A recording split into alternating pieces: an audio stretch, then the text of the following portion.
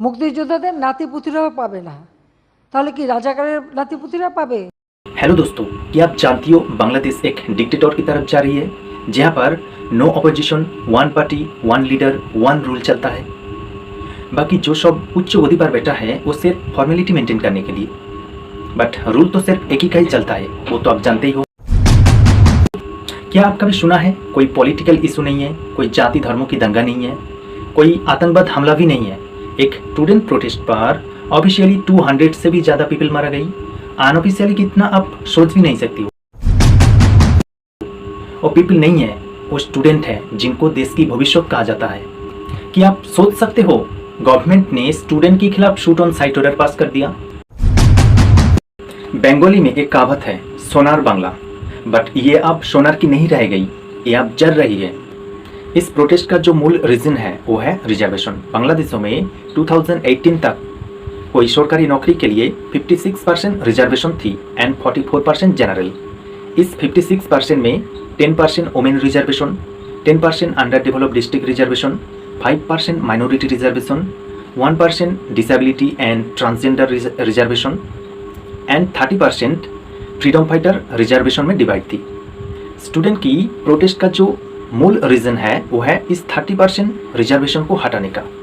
আজ তরুণরা দেশ ছাড়ছে, তো আমরা এই প্রধান কারণ হচ্ছে কোটা। 56% যে দেশে কোটা থাকে সে দেশে আসলে মেধাবীদের কোনো ঠাঁই নেই। সেক্ষেত্রে আমরা মূলত চাই যে মেধাবীদের মূল্যায়ন হোক এবং কোটার নিরসন। इस 30% कोटा को समझने के लिए आपको जाना पड़ेगा हिस्ट्री पे।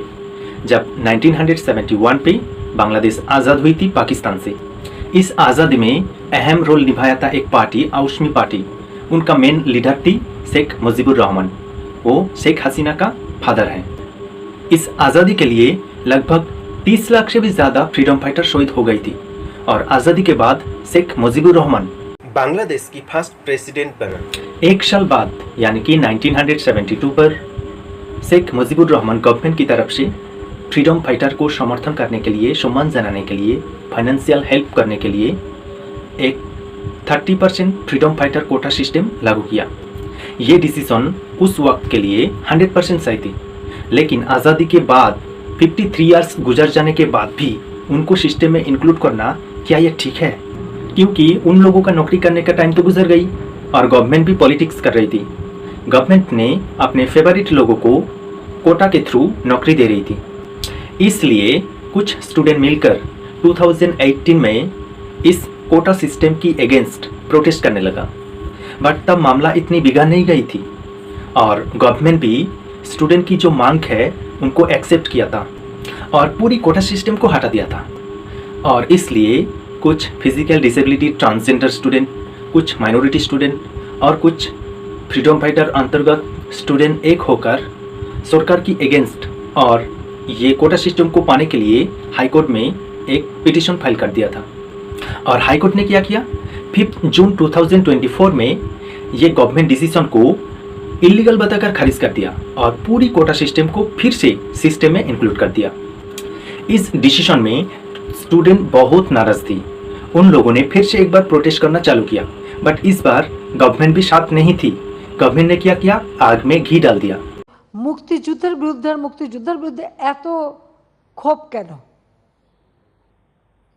মুক্তিযোদ্ধাদের নাতিপুতিরাও পাবে না, তাহলে কি রাজাকারের নাতিপুতিরা পাবে? সেটা আমার প্রশ্ন, দেশবাসীর কাছে প্রশ্ন, যে রাজাকারের নাতিপুতিরা সব কিছু পাবে, মুক্তিযোদ্ধারা পাবে না।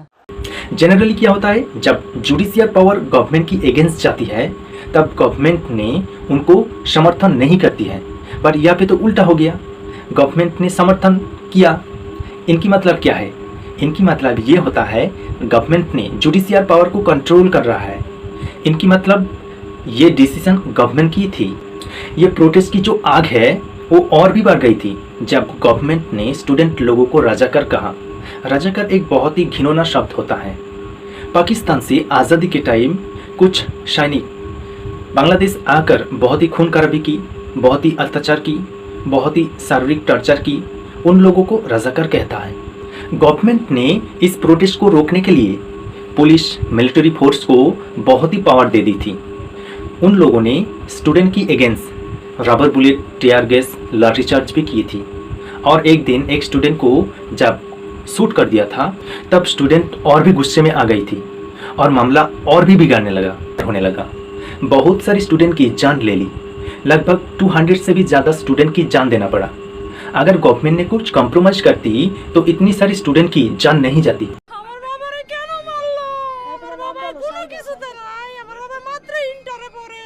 मामला जब सुप्रीम कोर्ट में पहुंचा, सुप्रीम कोर्ट ने हाई कोर्ट की ये ऑर्डर को होल्ड कर दिया और सुप्रीम कोर्ट 21 जुलाई एक नया ऑर्डर जारी किया। उनमें से 93% जनरल थी, 5% freedom fighter quota, 1% minority, 1% transgender and disability थी। एक डिक्टेटर गवर्नमेंट से लड़कर बहुत सारी स्टूडेंट जान देके अपने अधिकार को छीन के लेकर आना, इनको कहती है पावर ऑफ स्टूडेंट। अंत में जॉय स्टूडेंट की हुई। So guys, one like if you learn from it, or thanks for watching.